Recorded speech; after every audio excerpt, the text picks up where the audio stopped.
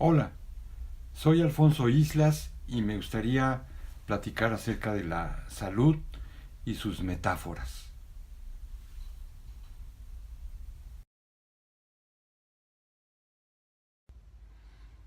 Desde 1948, cuando la Organización Mundial de la Salud define a este estado completo de bienestar físico, mental, físico y social, en términos médicos, pues han acontecido una serie de hechos que van modulando esta idea de bienestar y esta idea de salud, sobre todo desde el punto de vista de la salud, de la medicina oficial, que clama por un tratamiento médico, alopático, basado en evidencias científicas. Pues sin duda ha sido un gran avance, ha permitido por un lado aumentar la expectativa de vida, que en principios del siglo XIX era de 35 años. Por ejemplo, en este país la expectativa de vida para una persona era de unos 35 años. Al finalizar el siglo y en este siglo XXI ya es de 75 o más años para hombres y mujeres. Las mujeres, por cierto, un poco más. Eh, Sin embargo, la percepción a lo largo del siglo XX fue cambiando. Sin duda, en principio, creo que un hecho fundamental fue el de 1928, cuando Alexander Fleming descubre por accidente a la penicilina, eh, y este antibiótico en principio natural y que después ha sido sintetizado y de una manera extrema, con diferentes formas de penicilinas, eh, pues salvó vidas. Este antibiótico, la penicilina, y después todas las decenas y casi centenas de derivados, sin duda han salvado la vida de personas que hubieran muerto de alguna infección causadas por bacterias. Sin embargo, esta noción de limpiar el organismo de microorganismos que causan enfermedades ha cambiado dramáticamente. La noción de una microbiota, es decir, de un conjunto de microbios que viven dentro de nosotros, ha sido apabullante.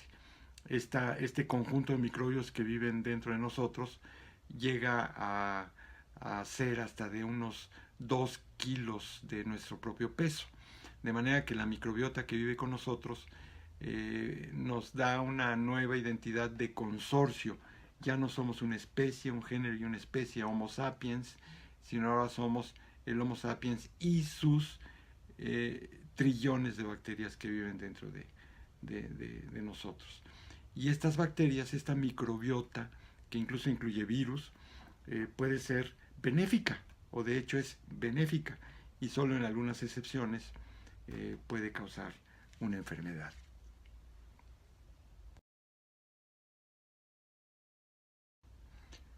Entonces, el énfasis que yo le pondría a estos aspectos de la salud y algunas de sus metáforas es aquella de que el uso de los antibióticos fue en principio afortunado en 1938, cuando se descubre,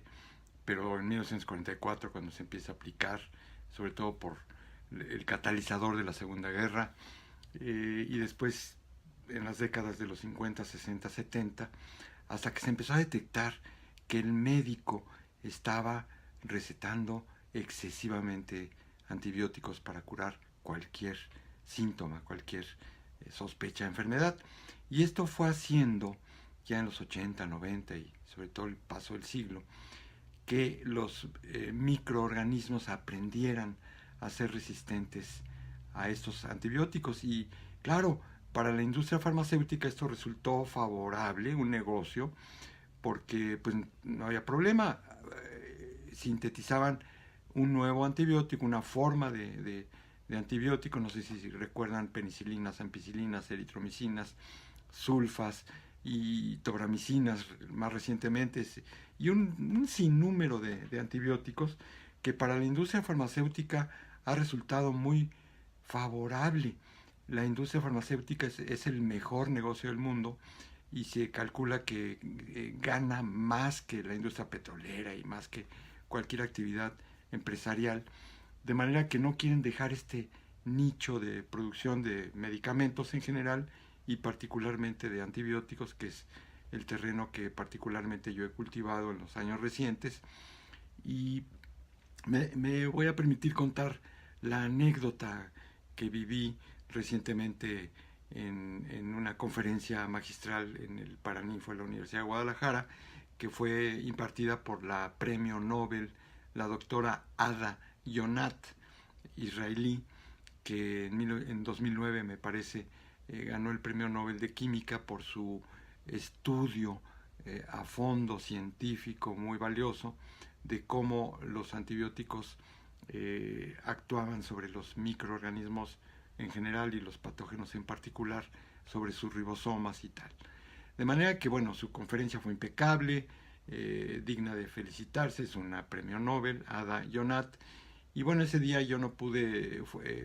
platicar con ella, fui solo a hacer la crónica para la Radio Universidad de Guadalajara, pero al día siguiente, en la Feria Internacional del Libro, volvió a dar una pequeña semblanza de esa conferencia y ahí sí, de una manera más relajada, me tocó que se sentara junto a mí la premio Nobel de Química, estudiosa de los antibióticos. Y entonces, bueno, como yo estudio los péptidos naturales antimicrobianos, que podríamos considerarlos unos antibióticos naturales producidos por todas las especies biológicas de manera evolutiva y de manera natural, son unos pequeños péptidos de unos cuantos aminoácidos, que pueden ser de 10 a 50 aminoácidos, y que son parte de la respuesta inmune innata de los seres vivos, desde las formas más simples hasta invertebrados, por ejemplo, hasta los vertebrados complejos. Me atreví a preguntarle, y como yo he estado aislando y obteniendo alguna patente del tratamiento de enfermedades infecciosas con estos péptidos, me permití preguntarle a la premio Nobel que cuál era su opinión. Hasta practiqué mi eslogan en inglés: What do you think about the natural antibiotic peptides, lady, con mucho respeto y tal. Y ya que le hice la pregunta, que la tenía yo aquí al lado, en la silla de al lado, en el auditorio de la Feria Internacional del Libro, se volteó de una manera muy,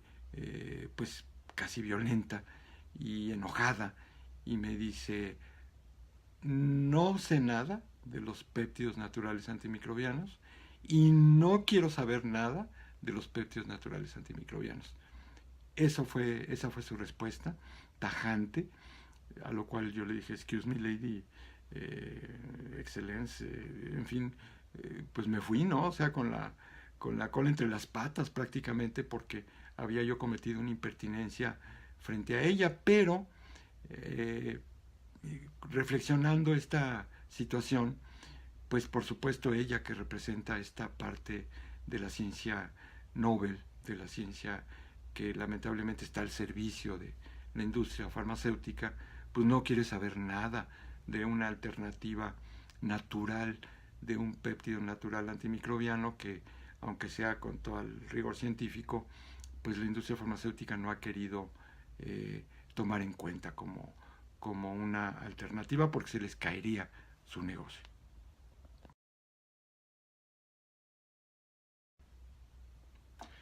Bueno, yo he sido un estudioso humilde de la ciencia desde 1982, que llegué a la Universidad de Guadalajara formado como doctor en ciencias biomédicas por la UNAM. He tenido contacto con la inmunología, con los científicos de este país, y pues en el ámbito del Sistema Nacional de Investigadores, por ejemplo, que es otro tema que me encantaría discutir de manera crítica, porque, bueno, hay algunos vicios dentro del Sistema Nacional de Investigadores en cuanto a la selección de los investigadores nacionales, que he estado incluso platicando con el director general del Sistema Nacional respecto a que los comités que tienen a bien decir quién es parte del sistema y quién no, pues son muy, como en el cine negro, ¿no? Muy, muy oscuros, no se sabe quiénes son, no se sabe cuáles son sus criterios para elegir a los miembros de los investigadores nacionales,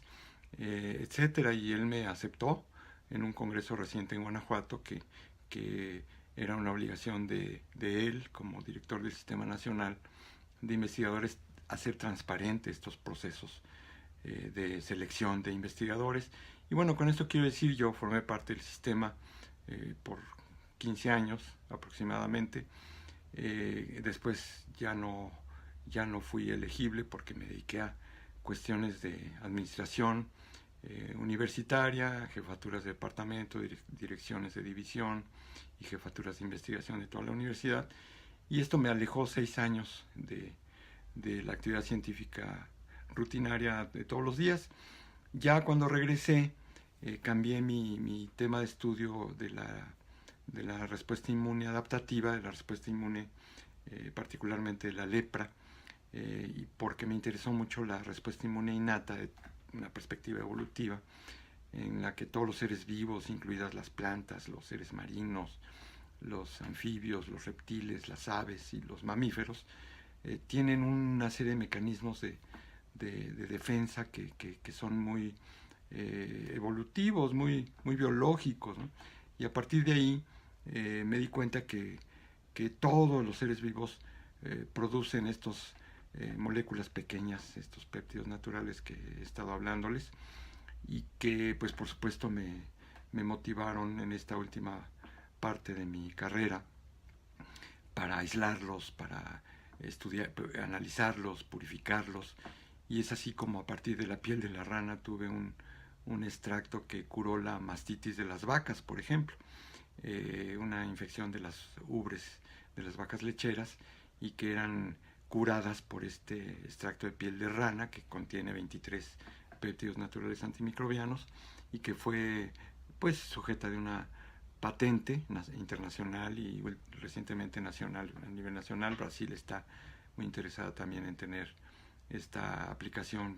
potencial de una alternativa natural de tratamiento de una infección.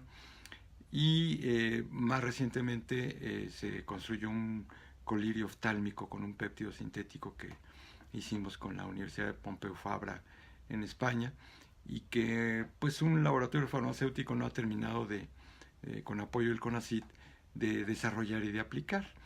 En fin, este es el estado de las cosas con la cuestión de los estudios que he tenido a bien hacer de manera humilde. Y el comentario casi final que tengo es que la medicina, esta salud propiciada por la medicina, tiene la metáfora de estar en una crisis. Particularmente el médico ha tenido un alejamiento del paciente muy, muy importante, y el paciente, por esta razón de pues cierta no sé, autoritarismo, alguna pose del médico que se ha alejado del paciente, pues el paciente ahora ha recurrido crecientemente a alguna otra forma de curación. Lo que el paciente necesita es atención, y al no recibirla de su médico, pues entonces busca cualquier otra. Entonces, bueno, el comentario que les puedo hacer en ese sentido es que urge esta recuperación de la relación médico-paciente, para que pues esta mitad del tratamiento, que es la atención que el médico le pone a su paciente, pues sea efectiva.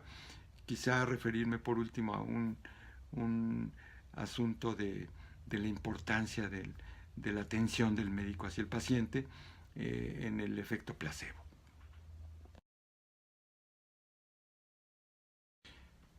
Este último aspecto del efecto placebo es muy interesante, se los voy a contar a partir de una anécdota de mi relación con el doctor Ramón Álvarez Bulla, un gran fisiólogo mexicano, bueno, español, refugiado, después mexicano, que trabajó en el CIMBESTAB y que después yo conocí en el Instituto de Enfermedades Respiratorias en la Ciudad de México, y que nos platicaba que Él tenía una escuela pavloviana y hacía experimentos de reflejo del siguiente tipo. Él tenía unos perros experimentales que decía les inyectaba con un colorante una sustancia que les irritaba, pero se las ponía en la sangre, e inmediatamente hacía muestreos de sangre del perro y los eosinófilos, que son las células que limpian sustancia que les había inyectado, subían de ser unos cuantos eosinófilos por ciento, del 0 al 4%, subían a 25 y a 30%, los eosinófilos, porque estaban actuando limpiando el entorno del tóxico que estaba en la sangre y lo estaban limpiando. El doctor Álvarez Bulla hacía esta inyección, pero después de cierto número de veces, al inyectar el irritante, el colorante, el tóxico, la sustancia tóxica, también silbaba, ponía en acción un silbato que solo los perros escuchaban, de manera que entonces el perro empezaba a condicionar la inyección con el sonido del silbato. Al evento 37 o más de repetir esta acción,